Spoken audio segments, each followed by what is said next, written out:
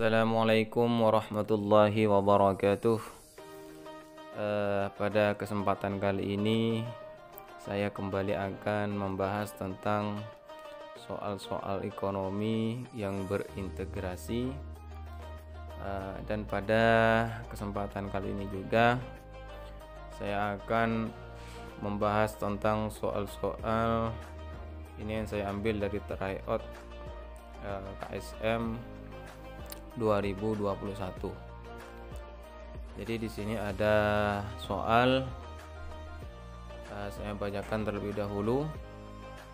Konsep pasar dalam ekonomi Islam adalah sebuah mekanisme yang dapat mempertemukan pihak penjual dan pembeli serta kekuatan permintaan, demand, dan penawaran supply. Selanjutnya, pertemuan antara penjual dan pembeli harus dibangun berdasarkan prinsip suka sama suka. Sebagaimana firman Allah dalam Al-Quran surah keempat ayat 29 yang berbunyi, nah pada soal yang bertipe seperti ini, yang pertama kita harus punya trik bagaimana cara menjawab apabila kita tidak hafal kepada ayat-ayat Al-Quran terhadap soal yang sepertinya kita kesulitan ketika menghadapi soal hafal Al-Quran seperti ini. Namun pada kesempatan kali ini saya akan memberikan beberapa trik, semoga memberikan manfaat. Jadi pada soal seperti ini memang kita dituntut untuk hafal. Jadi bagaimana kalau kita tidak hafal terhadap ayat-ayat ini? Tentunya kita akan mendapatkan sebuah kesulitan. Jadi tonton video ini sampai selesai, semoga memberikan manfaat. Jadi yang perlu kita perhatikan dalam menjawab ekonomi integrasi, khususnya pada ekonomi syariah, memang diperlukan cara-cara khusus untuk menjawab soal-soal seperti ini. Yang pertama, kita harus menghafal ayat-ayat atau hadis-hadis yang berhubungan dengan ekonomi, baik tentang penggunaan barang, prinsip-prinsip ekonomi, bagaimana ayat-ayat Al-Quran yang membahas tentang larangan memakan riba, bagaimana bahaya riba terhadap ekonomi, bagaimana ayat-ayat Al-Quran yang berbicara tentang pemerataan pendapatan, hadis-hadis yang menjelaskan tentang ekonomi. Nah, kita seharusnya untuk menjawab soal-soal bertipe ini, cara pertama yang paling mudah adalah kita menghafal ayat-ayat Al-Quran atau hadis-hadis yang berhubungan dengan ekonomi. Nah, apabila kita tidak menghafal, maka ada cara yang kedua, yaitu dengan mengetahui makna dari ayat. Jadi kita bisa saja tidak menghafal, namun kita dengan mengetahui makna-makna ayat. Kemudian yang kedua, apabila kita tidak menghafal terhadap ayat-ayat atau nas-nas yang bersangkut paut dengan Al-Quran, maksudnya yang bersangkut paut dengan ekonomi, maka kita harus mengetahui makna atau arti dari ayat-ayat tersebut atau nas-nas tersebut.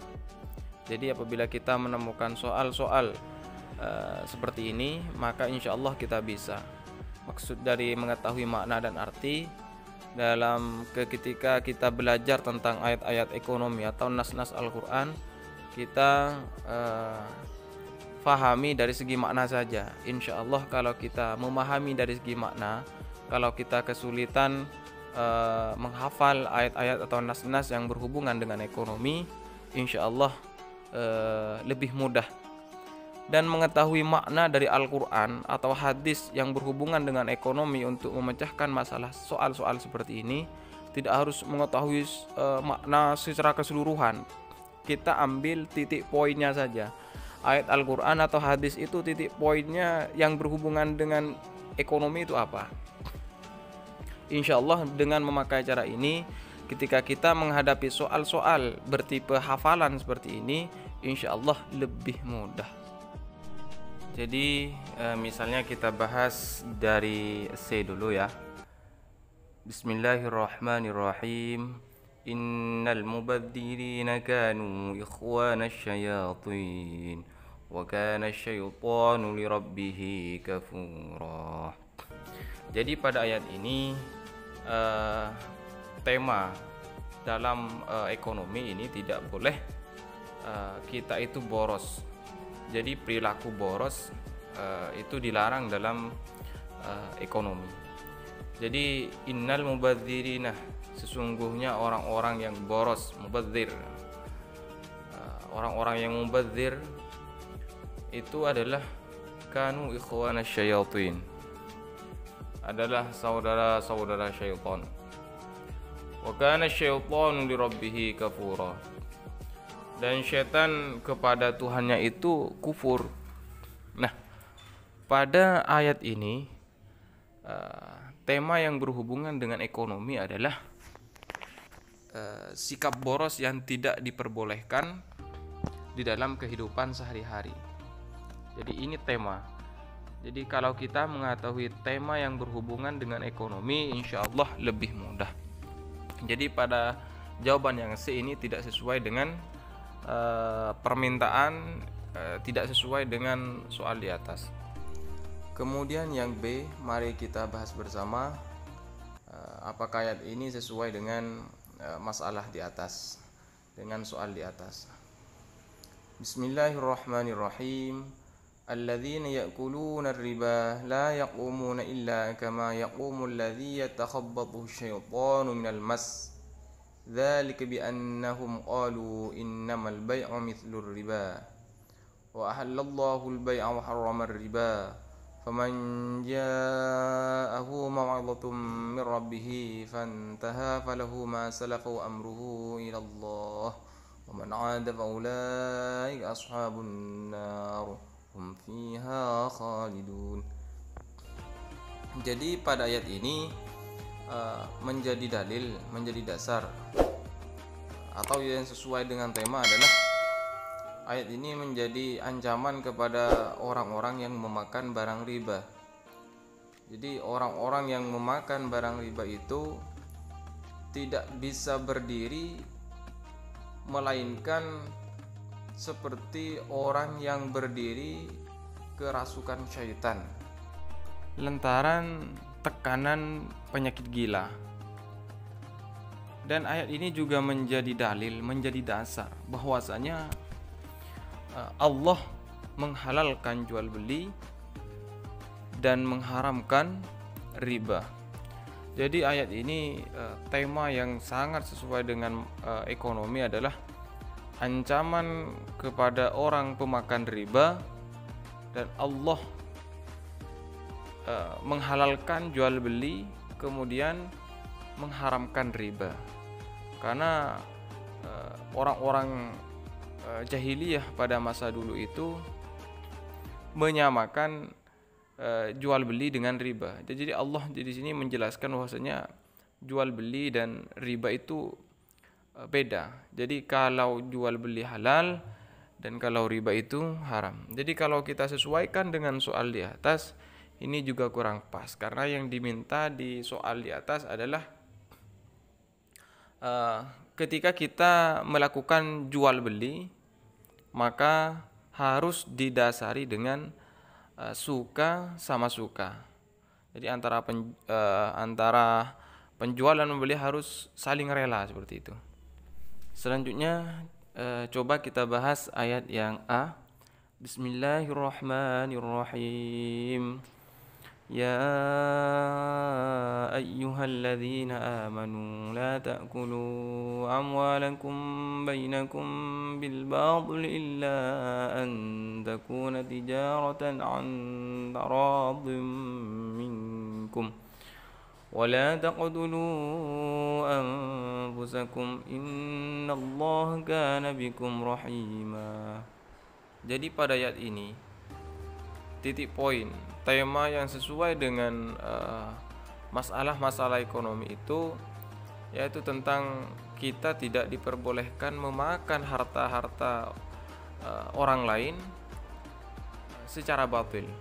Artinya ketika kita melakukan transaksi jual beli misalnya, tidak boleh menipu, tidak boleh ada gharar, tidak boleh riba, tidak boleh ada judi di sana, ada unsur judi dan sebagainya.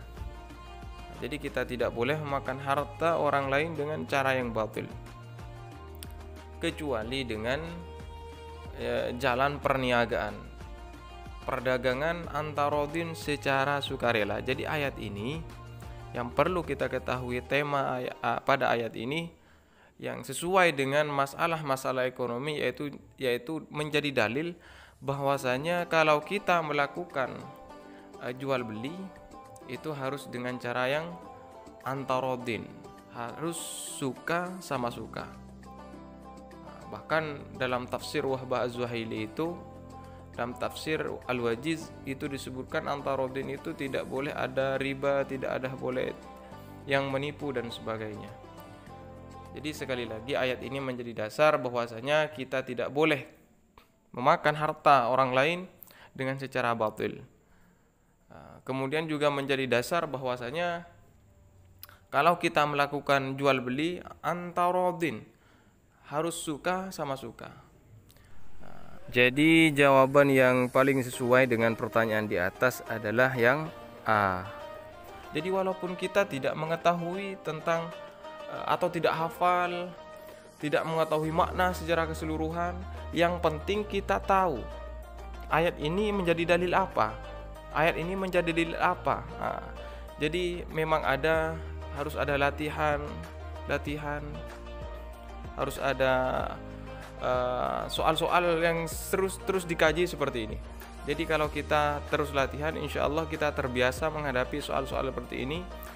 Jadi apabila kita menghadapi soal-soal yang bertipe hafalan atau bukan hafalan, tapi dikaji, pemahaman, kita juga bisa melakukan dengan trik ini. Jadi kita harus banyak latihan, walaupun tidak hafal, asalkan tahu ini dalil dari apa. Ini dalil dari pertumbuhan ekonomi. Ini dalil dari orang bahwa manusia harus giat bekerja misalnya. Ini harus jadi dalil bahwasanya ini adalah larangan memakan barang riba. Oh, ini jadi dalil bahwasanya ini adalah larangan kita bersikap boros. Insya Allah dengan trik ini kita bisa menjawab pertanyaan-pertanyaan bertipe soal seperti ini. Dan ayat-ayat ini juga biasa dikaji oleh para profesor, doktor, pegiat ekonomi syariah yang melakukan riset terhadap ayat-ayat ini untuk membahas tentang maqasid syariah, maslahat ketika kita melaksanakan anjuran-anjuran syariat dan kita menjauhi larangan-larangan syariat. Jadi ayat ini juga menjadi pembahasan secara lebih luas lagi yang dikaji oleh para profesor, doktor, dan dosen-dosen biasanya mengkaji masalah nikah. Mungkin cukup sekian dulu pembahasan soal pada kesempatan kali ini. Semoga bisa memberi manfaat. Kurang lebihnya saya mohon maaf. Bisa di like, share, dan subscribe. Wassalamualaikum warahmatullahi wabarakatuh.